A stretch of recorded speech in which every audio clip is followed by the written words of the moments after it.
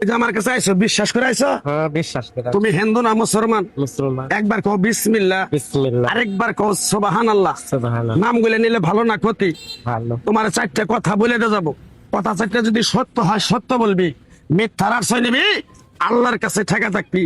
কথাটা কি কইছি বুঝতে পারছ? হ্যাঁ, বুঝতে আরেকবার কবি বিসমিল্লাহ, বিসমিল্লাহ। আরেকবার কও সুবহানাল্লাহ। সুবহানাল্লাহ। নাম গুলে নিলে ভালো না ক্ষতি? ভালো। তুই এমন একটা ব্যক্তি, নিজে না খাইয়া মানুষের খাওয়াস, তারাই এসে তোরে কাল হয়ে দাঁড়ায়। কথাটা ঠিক না বে ঠিক? ঠিক। রাগ করলি? না। এই কথাটা আমার কোনোদিন বলছিলি? না। তোরে আরো তিনটা কথা বলে দিয়ে যাবো। জবানের স্যার, নাম করিস না। জিবরাইল। বাবা। কথা বলো না, জীবনের নাম কি? জিবরাইল। আমি তোর একটা কথা বলে দিয়ে যাই, কথাগুলো তুই নিয়ম কানুন ভাবে চলবি, আল্লাহ তোরে যা সমস্যা আছে মুক্তি করে দিব।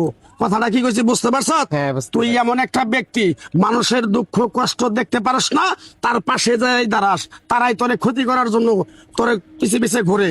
কথাটা কি কইছি বুঝতে পারছ? হ্যাঁ, বুঝতে পারছি। তুই এমন একটা ব্যক্তি, অন্ধকার রাস্তায় যখন তুই একা চলাফেরা করস, পিছন থেকে জানি কিরকম একটা শব্দ হয়, পিছনে তাকাই দেখোস কিছুই নাই।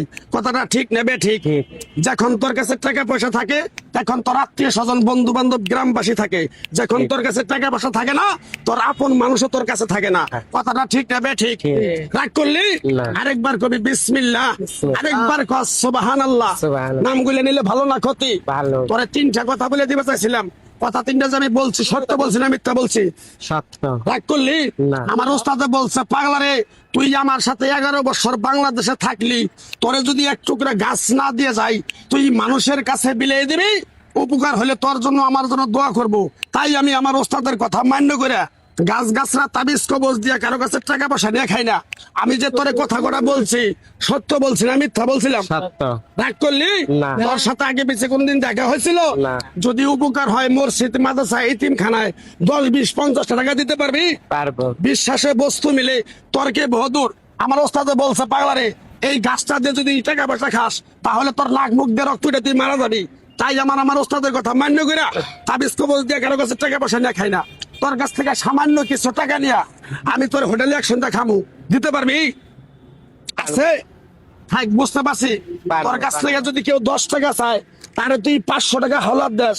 এই টাকাটা যখন তুই চাইতে যাস, তোর সাথে মন কালাকালি হয়। ঠিক না বে ঠিক? ঠিক। রাগ করলি? না। তোর মনটা খুবই বড়। তুই এমন একটা ব্যক্তি, বাড়ির সবাই একদিকে, তুই হলি একাই একদিকে। তুই যেটা করতে চাস সেটাই করস। তোর যদি 2 4 50 হাজার টাকা নষ্ট হয়ে যাও, তাও ওই দিকে তাকাও না। কথা ঠিক না বে ঠিক? ঠিক। রাগ করলি? তুই না। যা করতে চাস তাই করস। ঠিক না রে বে ঠিক? ঠিক। তো যাই হোক, গাছটা দেওয়ার আগে তোর কাছ থেকে সামান্য কিছু টাকা চাইছিলাম, দিতে পারবি? পারবো। থাক, লাগবো না। তোর মনটা খুবই বড়। তোর কাছ থেকে আমি টাকা ছাড়াই যদি জিনিসটা দেই, এতিমখানায় গরিব মানুষের 500 টাকা দিতে পারবি? অবশ্যই দিতে তোর এই পারবো। জিনিসটা দিয়া যায়, পিছন দিকে তাকাবি না, ডাইরেক্ট চলে যাবি। তোর টাকা লাগবো না, টাকা দিয়ে সবকিছু হয় না। কথাটা কি করছি বুঝছ? রাগ করলি?